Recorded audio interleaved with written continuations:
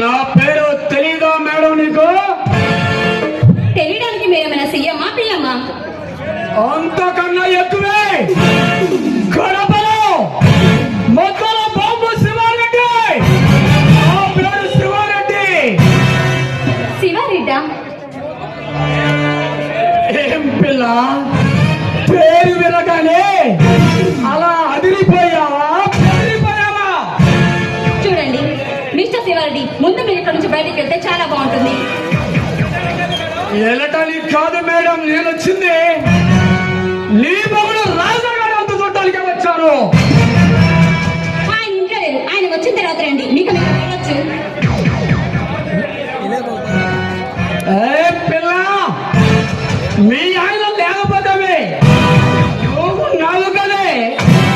ఏ mister, మాటలు మర్యాదగా మాట్లాడు.